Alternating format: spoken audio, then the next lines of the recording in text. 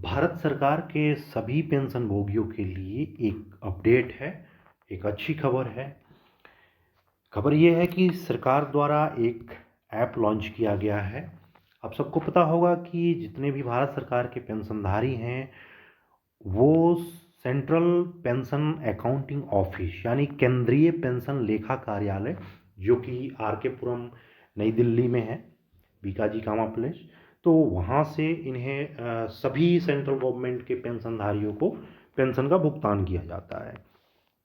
तो अभी central pension accounting office द्वारा एक ऐप लॉन्च किया गया है, जिसका इस्तेमाल भारत सरकार के जितने भी पेंशनधारी हैं वो कर सकते हैं। इस ऐप का नाम दिया गया है दीर्घायु। दीर्घायु पेंशनर मोबाइल ऐप है ये। तो ये सभी एंड्रॉयड फ़ोन में इसका हम डाउनलोड करके इस्तेमाल कर सकते हैं।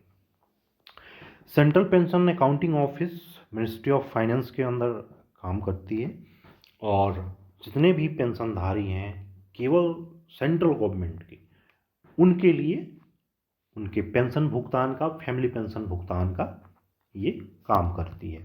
तो आइए जानते हैं कि किस तरह से इस ऐप का इस्तेमाल करना है। और अगर आप पेंशनधारी हैं तो बहुत अच्छी बात है। अगर आप पेंशनधारी नहीं हैं, आपके परिवार में कोई सेंट्रल गवर्नमेंट एम्प्लॉई रहा है और पेंशन ले रहा है, तो उसको ये अपडेट दें। ये अपने मोबाइल में वो डाउनलोड कर सकते हैं, या आपके कोई रिलेटिव हों, फ्रेंड्स हों, या किसी और के फैमिली में हो, उसे भी आप ये जानकारी दे सकते हैं। क्योंकि इस ऐप का इस्तेमाल करने से अब बहुत सारे दिक्कतों का जो सामना उन्हें नहीं करना पड़ेगा, और कई समस्याओं का समाधान घर बैठे हो जाएगा। तो ये बहुत अच्छी बात है। वैसे तो यह ऐप पिछले वर्ष ही लॉन्च हो चुका था, लेकिन इसमें कई और भी सुधार किए गए हैं, और सुधार के बाद ये अब अच्छे तरह से इस्तेमाल के लिए सभी पेंशनधारियों को उपलब्ध होगा। तो इसे गूगल प्ले स्टोर में जाकर के डाउनलोड किया जा सकता है, या जो CPAO का साइट है वहाँ से भी इसे डाउनलोड किया जा सकता है। तो प्ले स्टोर से डाउनलोड करने के बाद में, अगर आप पहली बार इस ऐप का इस्तेमाल कर रहे हैं, तो न्यू यूज़र के लिए इसमें सबसे पहले रजिस्टर करना होगा। कैसे रजिस्टर करना है? जैसे ही आप इस ऐप को खोलेंगे तो उसमें आपको 12 डिजिट का, 12 अंकों का PPO नंबर डालना है। उसके बाद में इसमें डेट ऑफ बर्थ डालना है। उसके बाद डेट ऑफ रिटायरमेंट डालना है। अगर रिटायरीज हैं तो डेट ऑफ रिटायरमेंट डालना है। अगर कोई फैमिली पेंशन ले रहा है तो उसको अपने हस्बैंड या वाइफ, जो भी जिसके अगेंस्ट में वो फैमिली पेंशन ले रहा है, उसका डेट ऑफ डेथ डालना पड़ेगा। रिटायरीज है तो डेट ऑफ रिटायरमेंट, अगर फैमिली पेंशन भोगी है तो उसे डेट ऑफ डेथ डालना पड़ेगा। उसके बाद में यहाँ पर कैप्चा डालना है, जो ये फ़ोटो या फिगर जो दिखाई देते हैं उसे कैप्चा डालना है और सबमिट करना है। सबमिट करने के बाद में जैसे ही आप सबमिट करेंगे, जो रजिस्टर्ड मोबाइल नंबर होगा, जो पेंशन के समय में आपने, रिटायरमेंट के समय में जो दिया होगा, उस पर एक OTP और यूज़र नंबर आएगा, यूज़र ID मिल जाएगा SMS के माध्यम से। तो इसको आप नोट कर लीजिए, और ये यूज़र ID आगे आपको हमेशा इस्तेमाल करने के काम आएगा। तो आप इसमें रजिस्ट्रेशन जैसे ही सक्सेसफुल हो जाएगा, उसके बाद में आप इसे लॉगिन कीजिए। लॉगिन करके आप इसे अपना पासवर्ड चेंज कर सकते हैं, जो भी बनाना चाहते हैं।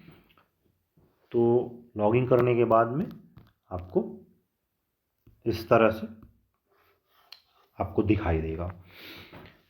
जो PPO नंबर जिसका भी है, जो भी रिटायरी है, उसके बहुत सारे इसमें डिटेल्स आपको दिखाई देंगे। तो इसका फ़ायदा क्या क्या है, इसमें क्या क्या चीज़ें आप देख सकते हैं। सबसे पहले तो इसमें है कि आप जैसे पेंशनर हैं, तो आपको 2 साल, 4 साल, 5 साल, 10 साल से पेंशन ले रहे हैं, तो आपको उस समय कितना पेंशन मिल रहा है, वो बेसिक पेंशन का आपको जो पेंशन डिटेल है वो उसमें पता चलता रहेगा। आपका बेसिक पेंशन क्या है, कितना DA उस पर DR मिल रहा है, और आप अपना PPO का स्टेटस भी देखना चाहें तो वो देख सकते हैं।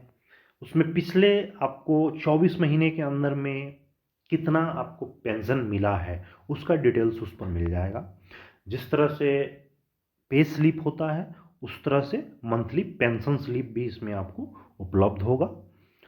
और एक जो खास चीज़ होता है जो अक्सर पेंशनधारियों को दिक्कतें आती है, अक्टूबर नवंबर महीने में जब जो लाइफ सर्टिफिकेट जमा करना होता है तो बहुत सारे लोग भूल जाते हैं, और जिसके कारण ये होता है कि कई बार पेंशन भी ब्रेक हो जाता है।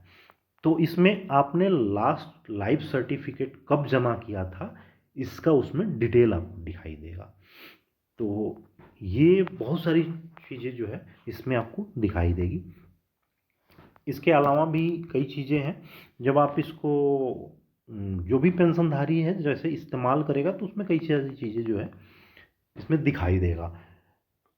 तो ये एक अच्छी खबर है, इसलिए आप इस खबर को शेयर करें।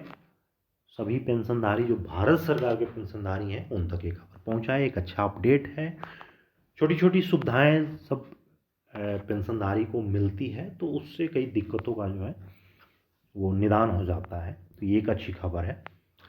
मिलते हैं अगले वीडियो में, तब तक के लिए धन्यवाद, नमस्कार, जय हिंद।